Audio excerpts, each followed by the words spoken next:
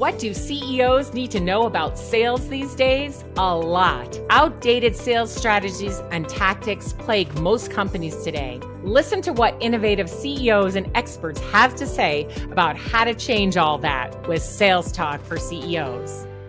Welcome to Sales Talk for CEOs. Do I have an amazing guest today? Listen, I know that every CEO wishes they knew who was on their website, right? Because then the salespeople could really do an amazing job following up. But so far, anyway, what we've mostly been able to do is kind of figure out what company has been on our website and maybe even, if they're in marketing or maybe what they do, but we can't get the names. And that's kind of been a struggle. Now, unless they've already signed up for something and then, they're back to your website, but it's something all of us really want. And my guest today has not only figured out how to give you what you want, but he has bootstrapped his company to 22 million in ARR in just 4 years.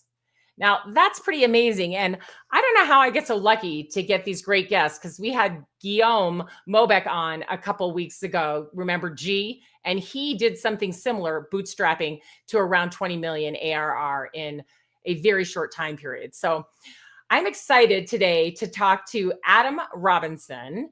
He is the CEO of Retention Comm. Adam, welcome to the show. Thank you, Alice. It's so great to be here. So you are a CEO who really believes in putting it all out there, including making a documentary series on starting your company. Just tell us a little bit about that. So it wasn't actually when I started. It was when we were, I didn't hire anyone for a really long time. About 18 months ago, we were at 12 million ARR and we had 6 full-time employees.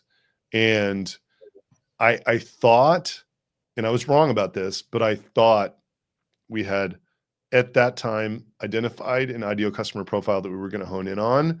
And I thought it was like a sure unicorn, and we were going to do it fast and messy. And I just, we had the resources to document the entire thing. And I found this like really talented sort of like filmmaker, and we made 18 10-minute episodes, 2 different seasons, about how we didn't achieve this goal called the $1 billion challenge.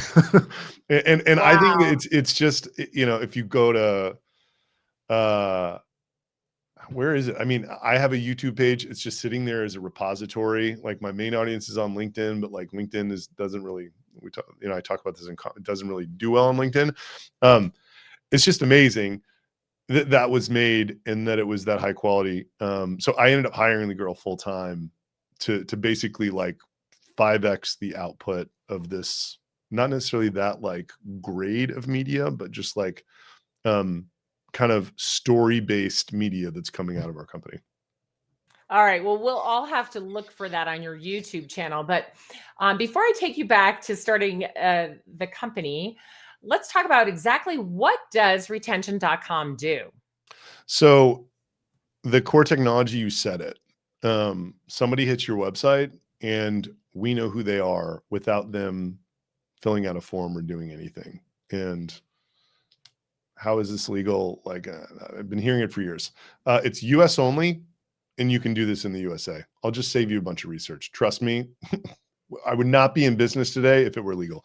And we're launching we've been selling to e-commerce customers for 4 years. We're launching a product for software, sales revenue organizations, basically. And it's super simple. You drop a script in your header, and you can connect it to Slack, and 100% free. We will in real time push LinkedIn profiles with all the information, a headshot, the whole thing. And my salespeople are in there, and they're just like all over these leads, talking to each other about them, hitting them up. And I mean, I think it's like who doesn't want that? It's the best product. Like, everyone needs to know that it's the best intent signal, basically. Absolutely. Yeah, because until now, really the intent signals we've had, like I mentioned, with some companies that we all know, not give us very much information. And salespeople hate those leads. Oh, great. Somebody from marketing at Oracle was on our website. Well, there's only, 150 people in marketing at Oracle. So that doesn't really narrow it down for me. But you're telling me that that's a lead and you want me to follow up on it? Yes, salespeople don't like that. What they like is what you provide, which is the name and the LinkedIn profile, so that they can actually make a human to human connection, like you talk about all the time on LinkedIn and I talk about all the time, and meet a person who is interested and have a conversation, because that's what salespeople want. They want to have conversations, right? Yes. That's my observation. Yeah. You know. Yes, that's mine. My Yeah. observation, and I work with a lot of salespeople for many, many years, and they Mhm. are happiest when they are on the phone conversing. So, when they're conversing with people who can buy, especially. All right, so let's rewind all the way back to the time when you started this company about 4 to 5 years ago. What were you doing right before you started the company?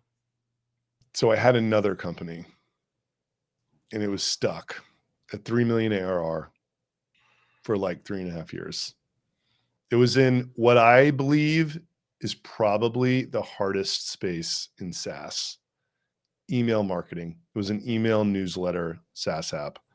I think that it's the second oldest SaaS space behind the CRM space. I think email marketing was next. Yeah. There are, I think I say it's equivalent to selling Coke and Pepsi and like trying to compete with those two. It's massively dominant brands, that super mature products. Nothing has really changed in 10 years. And, there's 2 or 3 dominant players and then there's 200 vendors stuck at 2 or 3 million. That's just the nature So of it. what drove you to start an email marketing company, if that was the case? Or, Yeah, you know, look, had I known what I know now, I wouldn't have. But it brought me to where I am.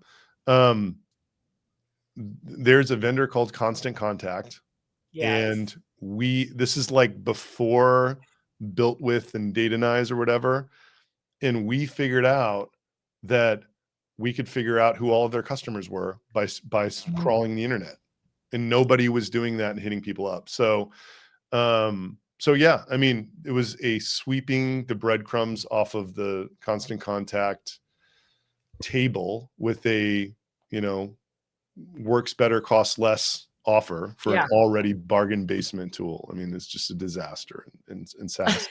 Um, but it worked and it got to cash flow positive. And then, I was just literally stuck for 3 years trying to figure out, MailChimp is probably the company that I admire most in the world. Klaviyo is probably the company that I admire second most in the world, because they won the game again after the game had been won.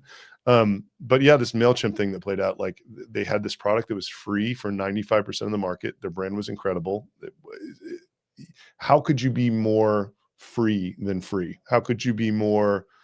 Right. It's just they played this 10-year play in a way to where nobody could compete with them. So I was sitting there trying to figure out what MailChimp wasn't doing. And I heard a year and a half before I figured out how to do this that you could de-anonymize a website visitor to an email address. They had no idea how, but I was like, oh wow, like if I could do that, then I could sell that to literally anyone, I felt. And it just started a long journey of trying to figure out how to do that. And then first I thought it was going to be a feature that helped me grow my email marketing company.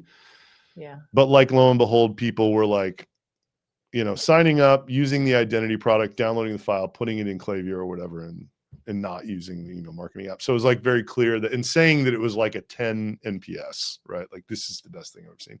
So when people are willing to endure a horrible user experience and say that it's amazing, that's like a really good early product market fit sign. So it became clear to me that spinning it out and selling the email newsletter app, I lost my train of thought. That's So yeah, okay. but we sold the email Uh, newsletter app, So you and did sell it. You yep, sold the email newsletter app yeah, to someone who private was willing to equity keep for going, 10 million bucks. It was like a miracle, quite frankly. um, and that gave you the funding, though, to keep going on this product that yep, everybody was devouring the minute you put it Yes, out there. totally. And that took us to the journey that, I described to you, that I ended up making a docuseries about last year. All right. So you started the company. You had already sold some of this product when you started because it was part of your other business. Yep. So you had some users, right? So what happened next? Now you've got a few users, you need to get some more. How did you do it? So like 0 to 1 was a Facebook ad campaign that like drove a bunch of inbound to like a 15-minute demo that my co-founder / one salesperson did. And it was like a really funny Facebook ad campaign. Like I wasn't on social media in any way at the time, but this was 2019 and Instagram stories were coming online and Snapchat was huge and people were like making these selfie videos of themselves. And I was just like, wow, this is a new way people are communicating with each other. Wouldn't it be interesting if a brand did that or like a company did that and somebody made like a 60-second ad every week that was amusing and had like a different background and answered all the sales questions? If the audience started expecting the ads, I feel like you would have won the game. And this was just like a crazy sort of thesis that I had. And it just worked unbelievably well. Like just, you know. And who were the ads aimed at that time? E-commerce. So like pretty quickly, I realized that the Shopify interest group in Facebook, and I'm not even sure if it's still there. I've heard that Facebook targeting has changed a lot. Like it performed the best. So pretty much the nature of the ads were, it brought almost all terrible customers that churned off in the first month, but like one big guy would come in and pay off the ads that day. So it just worked. And then eventually there was 8 weeks in a row where no big guys showed up and I just stopped doing it. But it was really funny. Like, my wife and I were in them and like everybody loved her. Like the company was called Get Emails and Helen from Get Emails was the most searched Get Emails term. It's hilarious. Like they were really fun. So that was the 0 to 1 journey. Took 7 months. Okay. And that was when it was still with the other company. So like it was a different company. I mean, I hadn't sold Robly yet, but it was a different company. So I was running these ads for Get Emails, a standalone identity product that was connected to all different apps. It wasn't sending people to the email marketing app. Does that make sense? It was a standalone. So okay. Yeah. So you had spun it out and it had its own place to send traffic. Got it. Exactly. All right. So Facebook ads sort of worked. It got you some business, a couple of big ones that made some money. And then it didn't work anymore. So you stopped. What did you do next? Cold email. My co-founder had a lot of success basically like running a cold email lead gen and boiler room operation out of the Philippines that's like kind of manually sending emails from 8 different Gmail accounts within our system. And that just worked. So I want to say something that I think is really important. Nothing will work without incredible word of mouth today. That's my belief. I think product market fit is equivalent to word of mouth today, more or less. And if you have incredible word of mouth, there are infinity ways to make it move faster. If you do not, nothing you will do will work. And it's a devastating message, but it's just true. Yeah, I couldn't agree more. Yeah. It's product market fit is not quite enough anymore, right? We definitely have to have that word of mouth. People who will shout about you from the mountaintops. They tell each other, "Oh, you don't have that yet? Why don't you get this? Oh, well, I'll introduce you. I'll give you the link." Whatever it is, right? I just think if you say that product market fit isn't that, then you're being lazy about your definition of product market fit. Like I really think product market fit ends with people have to speak about it. It's that good, Yeah. So this worked for us, may not work for anybody. It's just that message is hard because ultimately as entrepreneurs, our egos are so tied to our product. And what you have to admit to yourself is that you are not good enough. Right? Like, which is why it's hard to say. But you were still aimed at e-commerce at this point, right? Companies who so had e-commerce, or had you yeah, started like, to shift? well, interestingly, for like the first stage of cold email, it was e-commerce, and it was like these info product guys, like, and Mm, publishers. We really thought that like there was this, you know, who's going to email people this way? I was like, surely these affiliate senders like would be, but it kind of yes. didn't end up. But we kind of did a year of that, and then so like now we're a year and a half or 2 years in, we're finally realizing that the e-commerce stores are not leaving and everyone else is churning really high. So we focused on entirely e-commerce, and that brings us to like 18 months ago, or 20 months at this time or whatever.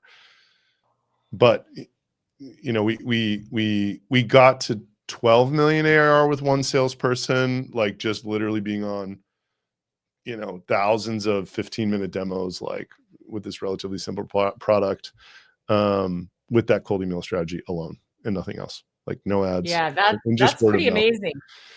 Now, I would imagine the cold email strategy included some very engaging language based on the fact that you did a video that was very engaging. So a lot of people really struggle with cold email. So tell us a little bit about that, because I'm curious, what got their attention?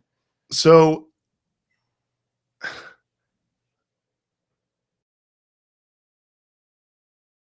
I have this belief that you should sell something, and when you describe it to whoever you're selling it to, they should almost think that it is magic. That's a starting point for me now. When that's the case, you don't have to be that good with language, because you can simply say these things and people are like, I can't believe that. Tell me more. Like Diana's Yeah. emails are 3 lines long. It's just like, we can identify your anonymous website visitors and give you email addresses for people who do not fill out forms. Do you care? Question mark. Send. And this, that, like, we're doing cold email now on this B2B product, and everybody's having a really hard time with cold email.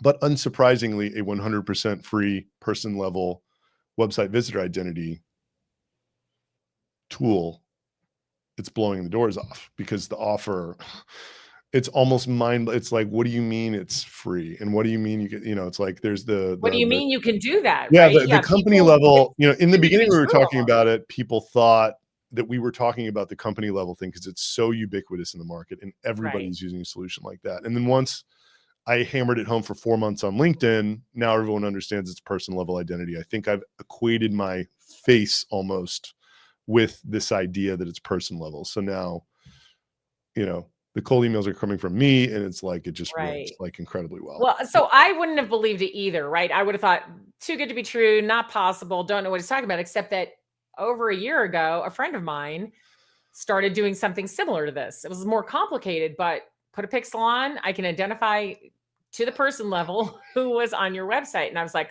blown away. But then he showed me how it worked and I used it myself. So when I saw what you were doing, I was like, wow. So you've taken it a step further and made it super easy for everybody. So this is a salesperson's dream come true, Adam. I mean, I, seriously, right? I think so.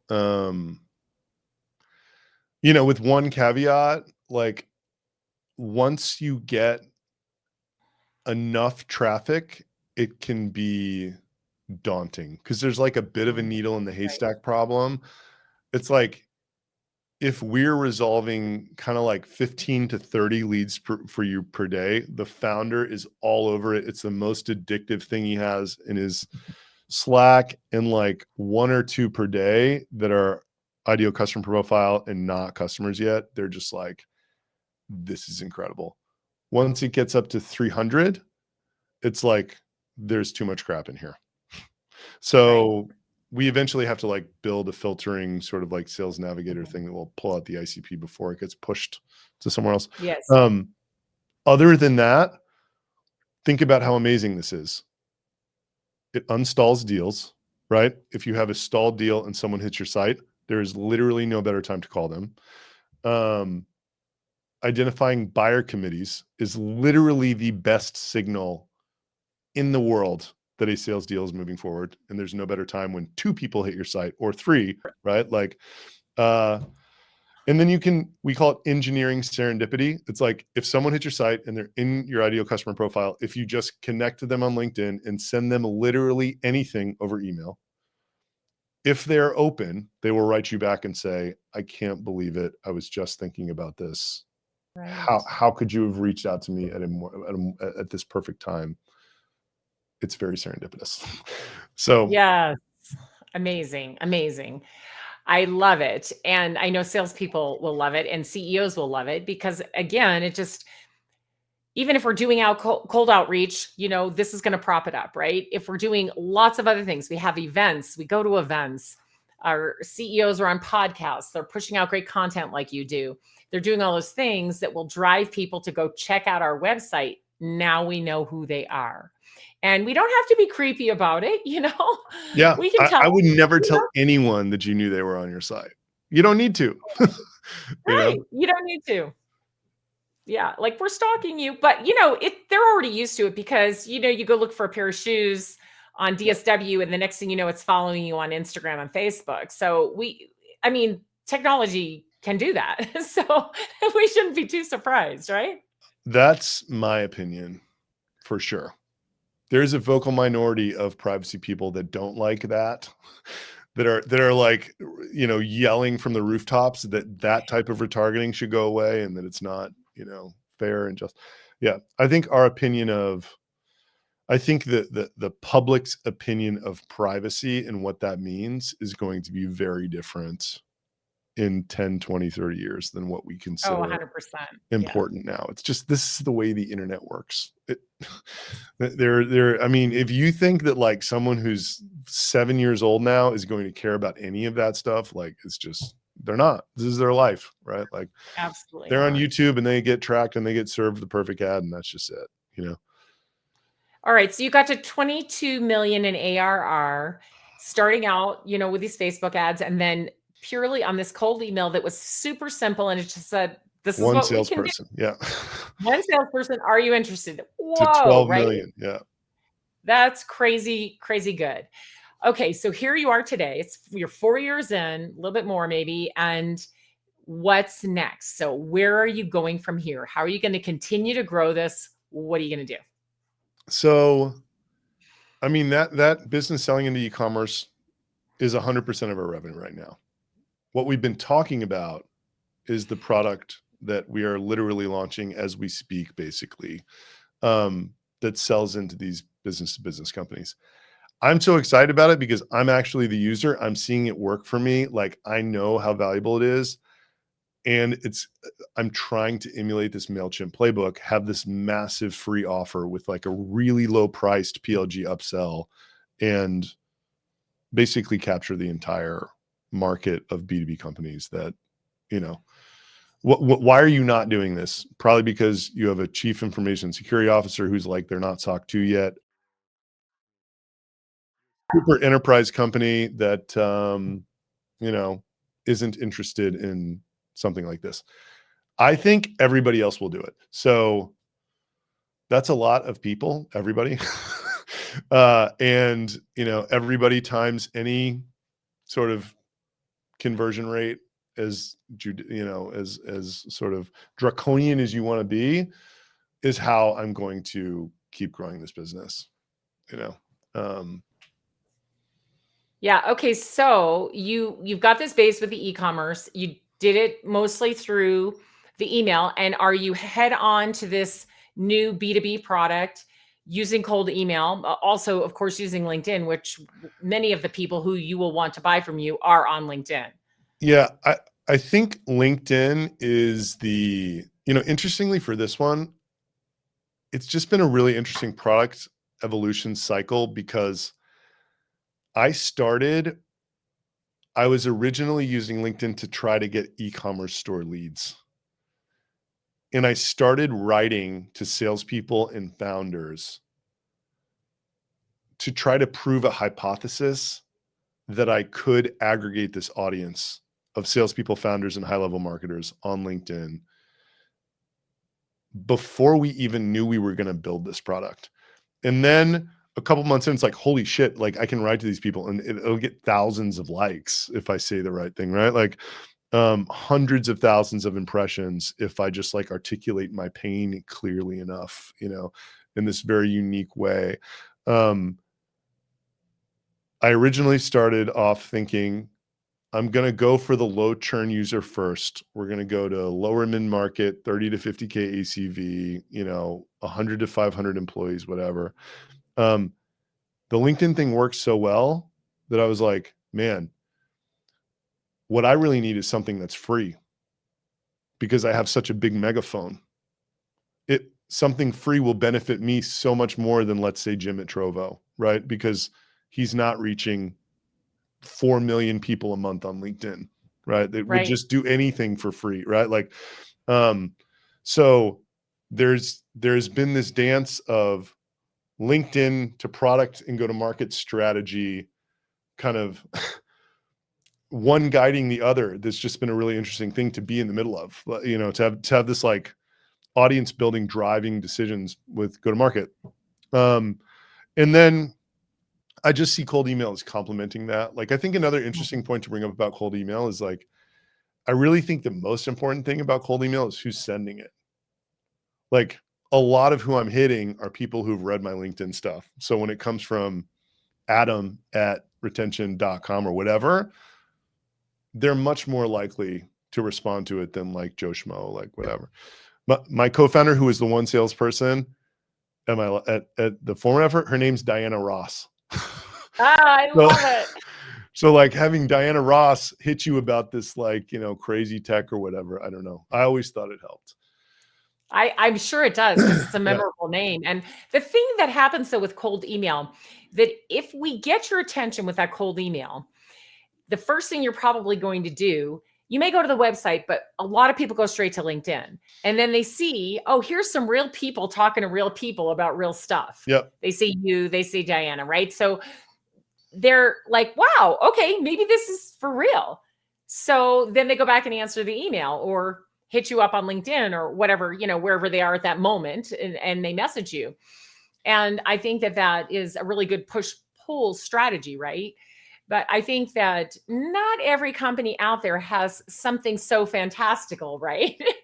Something so automagical that they really can use those methodologies. But what I really appreciate about the way you've done this is you've really considered many things, right? So yeah, the cold email has worked really well because the message was so intriguing.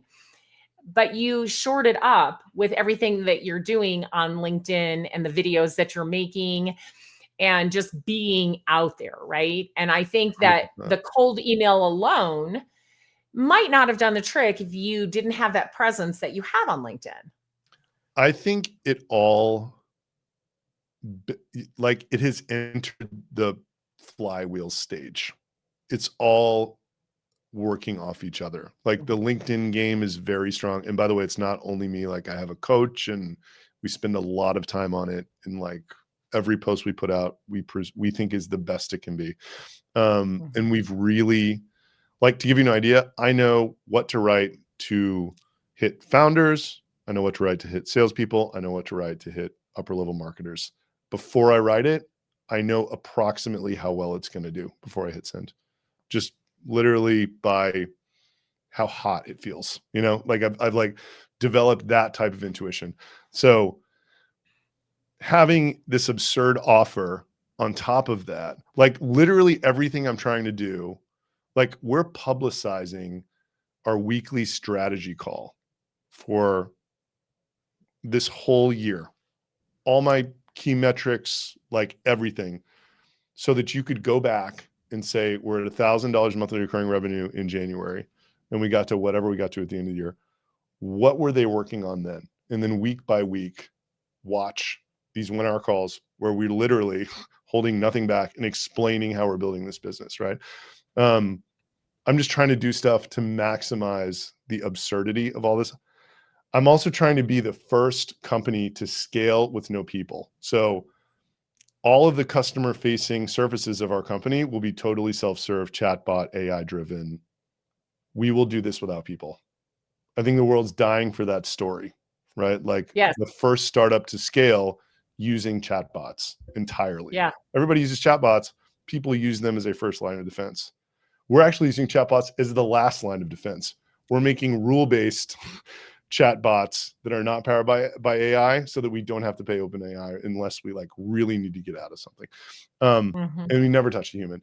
So all of these things I think are, it's a story fueling a story, fueling a story, fueling a story. That's all like very media and theatrical and, trying to maximize attention. I mean, I don't know what else to say other than that, right? It's like, try to maximize the absurdity and just have anyone who hears it be like, I can't believe that. And it's one part of it. And when they dig deeper, they're like, what the fuck? Like, I can't believe any of this, let alone all of it. Right. Like, that's my approach this time. I We'll see love if it it. works. The absurdity. Yeah, the absurdity. I love it. I love it all.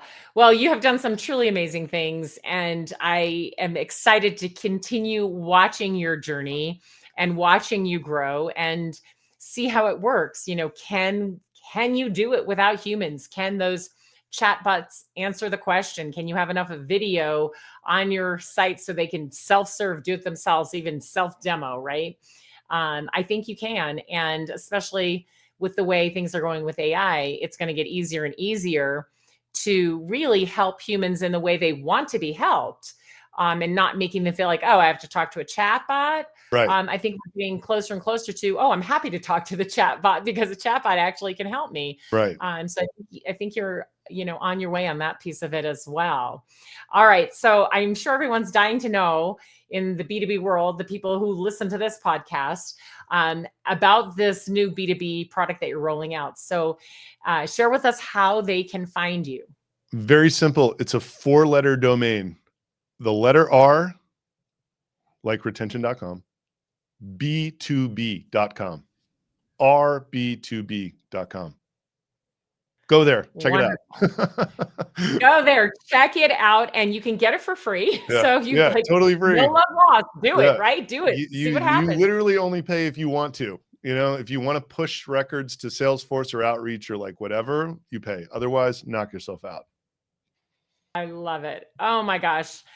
Adam, thank you so much for being on the show today. Thank you for sharing your story. Thank you for being so authentic and open on LinkedIn and helping everybody learn together as you learn. I think that is, I'm going to say, brave. Not everybody's willing to just put themselves out there like that and show people how they do it, the mistakes they're making, and how they're getting better at things. I've been told that that's why people follow me. So I'm just going to keep doing it. Fantastic. Well, thanks again. And I will look forward to talking with you in the not too distant future to hear how things are going. Thanks, Alice. Thanks for having me on. If you enjoyed the show, please like and subscribe, and we'll see you next week.